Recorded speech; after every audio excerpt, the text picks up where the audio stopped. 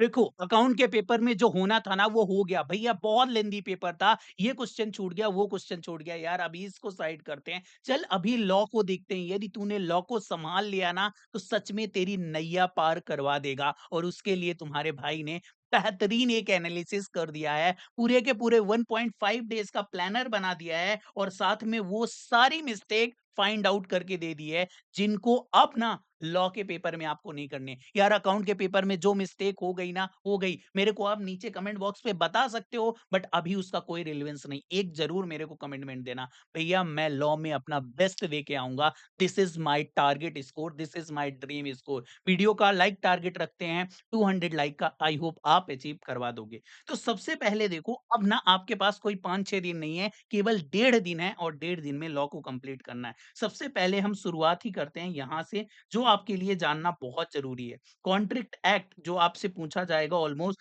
30 to 35 marks का, but 9 unit है, उस 9 यूनिट में कौन-सी करनी है? तो देखो आपको अपना ना सीक्वेंस कुछ ऐसा बनाना है। अदर एसेंशियल ऑफ एलिमेंट जो है ये आपसे हर बार एग्ज़ाम में पूछा जा रहा है, 6 में से 6 बार पूछा गया है, इस बार भी पूछा जाएगा। सबसे फर्स्ट प्रायोरिटी पे इस बार इसी को करना।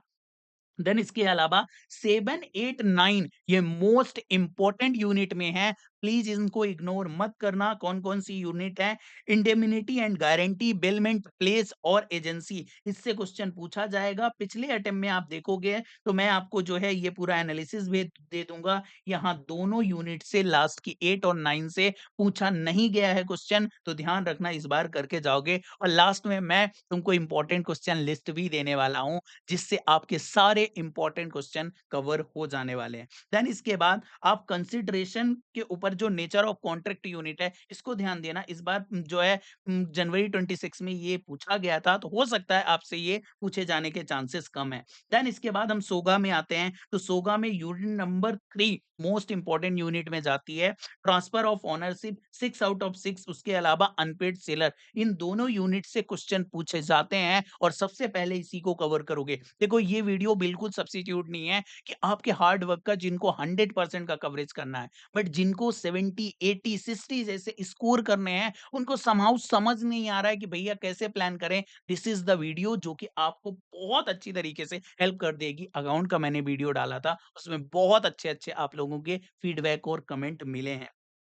देन इसके अलावा यानी आपको जो है 3-4 यूनिट कवर करने के बाद देन रिमेनिंग यूनिट को कवर करना पड़ेगा। कंपनी एक्ट से पहले हम पार्टनरशिप को कवर कर लेते हैं। पार्टनरशिप में सबसे इंपॉर्टेंट यूनिट हो जाती है यूनिट नंबर 2, जो कि आपको 6 आउट ऑफ 6 जो है वो दिखेगी। देन उसके बाद थर्ड यूनिट 6 में से 5 बार आई हुई है। देन ये कुछ कंपल्सरी टॉपिक है बेटा जी। सबसे पहले एलएलपी 6 मार्क्स गारंटीड है। आईआरएफ 6 मार्क्स गारंटीड है। इसके अलावा कंपनी एक्ट में देखोगे तो ये 6 में से 6 बार आया है और सेम हो जाता है नेगोशिएबल का, ये भी 6 आउट ऑफ 6 आया है। इन टॉपिक को इसी तरीके से इसी सीक्वेंस में आपको करके जाना है।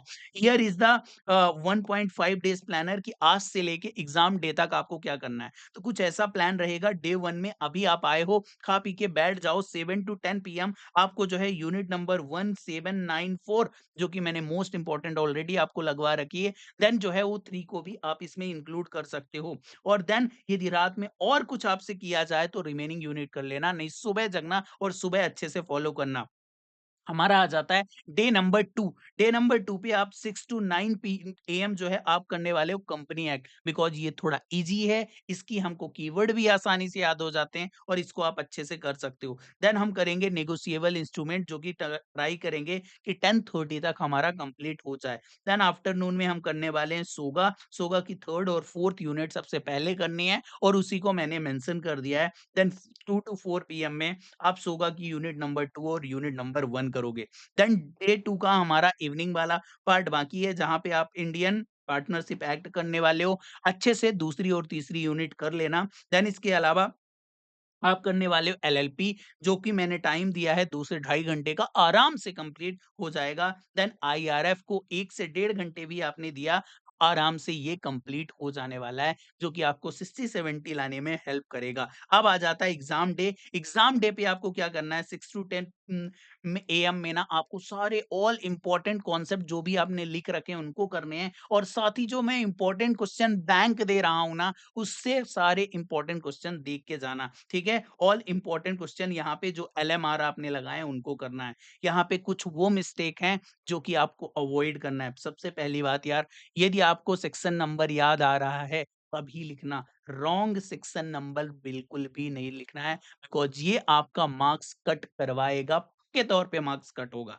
लॉन्ग फॉर्म आंसर नहीं लिखना है, यानी आपको ना जितना हो सके उतना बुलेट पॉइंट पे और पॉइंटर यूज़ कर कर के लिखना, 1, 2, 3 ऐसे लिखना, और यदि आपकी राइटिंग थोड़ी बेकार भी है ना, तो आप पैराग्राफ में लिखो या फिर आप जो है 1 लाइन छोड़-छोड़ के लिखो और थोड़ा-सा स्पेस मेंटेन करके रखना। प्रोविज़न, फैक्ट, कंक्लूजन, कोई भी केस स्टडी क्वेश्चन आता है ना, सबसे पहले प्रोविज़न की हेडिंग देना, देन फैक्ट की देना और उसके बाद कंक्लूजन की हेडिंग देना, और इससे आपका अच्छा-सा प्रेजेंटेशन दिखेगा, नीट एंड क्लीन। इस फैक्ट ऑफ द केस में बहुत ज़्यादा मत लिखना, बिकॉज़ जो मैक्सिमम मार्क्स होते हैं, वो प्रोविज़न और कंक्लूजन के होते हैं। देन इसके अलावा यदि कोई आपसे डिफरेंस वाले क्वेश्चन आ गए, यानी बेसिक आपसे एलएलपी कंपनी में जो है डिफरेंस पूछा गया, तो बेसिक ऑफ डिफरेंस ज़रूर लिखते जाना, बिकॉज़ इसके मार्क्स होते हैं। अटेम्प्ट फुल पेपर, यार आपसे पेपर नहीं भी आ रहा है ना, तो जितना आ रहा है, जो आ रहा है as per provision this act, आप इतना ही लिख के आ जाओ। यदि कुछ भी मार्क्स उसमें मिल गए, 0.51 मार्क्स भी मिल गए, आपके पेपर में ऐड ऑन होंगे, और हर एक कीवर्ड को ना हाइलाइट करके आना। ये बीकॉम का एग्ज़ाम नहीं है, ये सीए का एग्ज़ाम है, ध्यान रखना।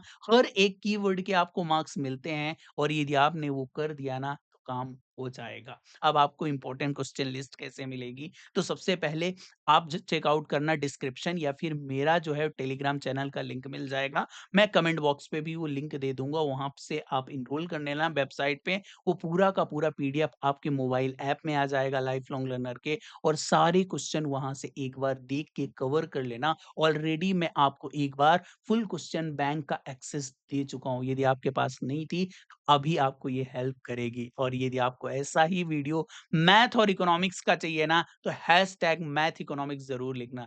यदि आप यहाँ तक वीडियो में आ गए हो ना, एक बार मेरे को बताओ कि यस भैया मैं थकूँगा नहीं, मैं रुकूँगा नहीं, मैं लड़ूँगा। This is my dream score, और मैं इसको अचीव करके रखूँगा। हैशटैग अब की बार सीए फाउंडेशन पार, नीचे नारा लगना चाहिए। अपने नाम के आगे सीए लिख के ज़रूर बताना।